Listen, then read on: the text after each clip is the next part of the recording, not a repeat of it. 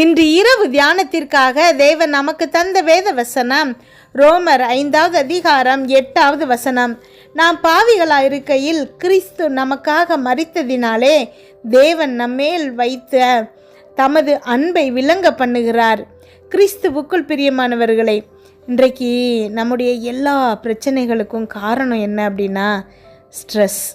இந்த ஸ்ட்ரெஸ்ஸுக்கு முக்கியமான காரணம் என்ன அப்படின்னா அன்பு இல்லாமல், யாருமே என்னை அன்பு செய்யலை, எனக்கு உதவ யாருமே இல்லை, என்னை விசாரிக்கிறதுக்கு யாருமே இல்லை, எனக்கு மட்டும் ஏன் இவ்வளோ கஷ்டம், எனக்குன்னு யாருமே இல்லையே அப்படின்னு நீங்கள் நினைக்கும்போது தான் அங்கே ஸ்ட்ரெஸ் அப்படிங்கிறது வருது.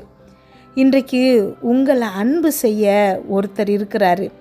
அவர் தான் நம்முடைய தேவன் இயேசு கிறிஸ்து.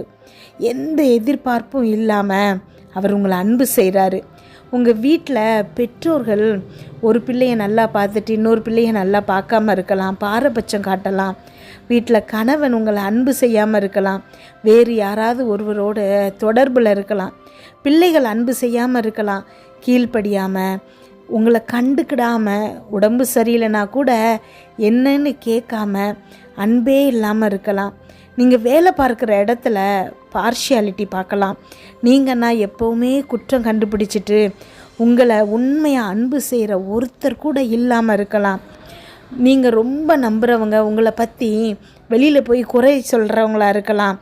ஃப்ரெண்ட்ஸ் மத்தியில் உங்களை யாருமே மதிக்காமல் இருக்கலாம், உங்களை ஒரு பொருட்டாக கூட நினைக்காமல் இருக்கலாம். எல்லா இடங்களிலேயும் உங்களோட அன்பு காட்ட ஒருவர் கூட இல்லாமல் இருக்கலாம். ஆனால் இவங்க எல்லாரையும் விட பெரியவர் உங்களை ரொம்ப நேசிக்கிறாரு. நீங்கள் அவரை முதல்ல நேசிக்க பழகிட்டீங்கன்னா மீதி எல்லாரும் உங்களை தேடி வந்து அன்பு செய்வாங்க. ஜெபிப்போமா. எங்கள் அன்பின் பரலோக தகப்பனே, இன்று முழுவதும் என்னையும் என் குடும்பத்தில் இருக்கிற ஒவ்வொருவரையும் பாதுகாத்தீங்கப்பா. உண்மை நன்றியோடு துதிக்கிறோம், ஸ்தோத்தரிக்கிறோம். இந்த இரவு வேளையில் எங்களுக்காக நீங்கள் தந்த வசனத்திற்கு நன்றி ஏசப்பா.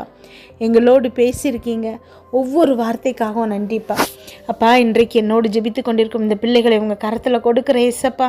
அவங்க போகும்போது வரும்போது ஆசீர்வதிங்க. அவங்க இருதயத்தின் வாஞ்சைகள் எல்லாத்தையும் நிறைவேற்றுங்கப்பா. என்னென்ன காரியங்களுக்காக இப்பொழுது அதிலெல்லாம் அவர்களுக்கு வெற்றியை கொடுங்கப்பா. கமெண்டில் ஜெபிக்க சொல்லியிருக்கிற பிள்ளைகளுக்காக இப்பொழுது ஜெபிக்கிறோம்ப்பா. நாங்கள் இப்போது ஒருமனப்பட்டு ஜெபிக்கும்போது அந்த பிள்ளைகளுக்கு அவங்க போட்டிருக்க அத்தனை ரிக்வஸ்ட்டையும் நன்றி சொல்லுகிற மெசேஜாக நீங்கள் மாற்ற போகிறீங்கப்பா. அதுக்காக உமக்கு நன்றி. ஆமென். ஒவ்வொரு பிள்ளைகளுக்கும் பேர் பேராய் நீங்கள் ஆசீர்வதித்து உதவுகிறமைக்காய் நன்றி ஏசப்பா. இன்றைக்கு அப்பா அந்த வார்த்தைகளை தெரிந்தெடுத்து கேட்க வைத்திருக்கிறமைக்காய் நன்றி அப்பா. ஆமென். நீங்கள் அந்த பிள்ளைகளை எவ்வளவு நேசிக்கிறீங்க அப்படிங்கிறத அப்பா அந்த பிள்ளைகளுக்கு இன்றைக்கு புரிய வைக்கிறீங்கப்பா. அதற்காக உமக்கு நன்றி அப்பா, ஸ்தோத்திரம் அப்பா. ஆமென். முதலாவது தேவனுடைய ராஜ்யத்தை தேடும்போது இவைகள் எல்லாம் கூட கொடுக்கப்படணும்னு வேதத்தில் பார்க்குறோம்ப்பா. முதல்ல தேவனை நாங்கள் அன்பு செய்யும்போது இந்த உலகத்தில் இருக்கிற மற்ற எல்லாரும் எங்களை தேடி வந்து அன்பு செய்வாங்க. ஆமென், ஸ்தோத்திரமாப்பா. சொந்த குமாரன் என்றும் பார்க்காம நம்ம எல்லாருக்காகவும் தன்னுடைய மகனை ஒப்பு கொடுத்தார். இது மூலமாக அவர் நம்மளை எவ்வளவு அன்பு செய்கிறார் அப்படிங்கிறது நமக்கு தெரியும். ஆமென். என்னோடு ஜெபித்து கொண்டிருக்கிற உங்கள் ஒவ்வொருத்தரையும் தேவன் அளவுக்கு அதிகமாக நேசிக்கிறாரு. இந்த உலகத்தில் உங்களை யாரெல்லாம் நேசிக்கிறாங்களோ அதெல்லாத்தையும் விட அதிகமாக அவர் நேசிக்கிறாரு.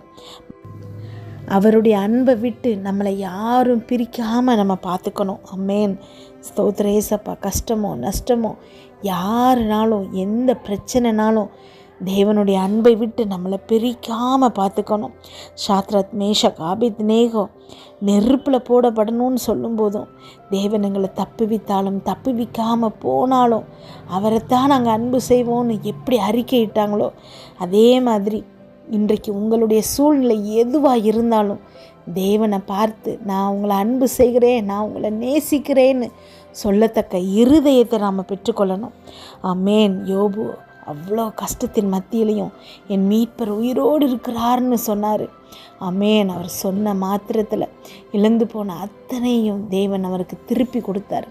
அதே மாதிரி இன்றைக்கு என்னோடு ஜெபித்து கொண்டிருக்கும் நீங்கள் எதெல்லாம் இழந்தீங்களோ, எதெல்லாம் உங்களை விட்டு போச்சுதோ அதெல்லாம் 2 மடங்காக தேவன் திருப்பி தர வல்லவராக இருக்கிறாரு. நீங்கள் எவ்வளவு கஷ்டங்கள் அனுபவிச்சிங்களோ, எவ்வளோ துக்கங்கள் அனுபவிச்சிங்களோ அதுக்கு சமமாக அதை விட அதிகமான சந்தோஷத்தை அவர் தர வல்லவராக இருக்கிறாரு. ஆமேன். ஸ்தோத்திரம் ஏசப்பா.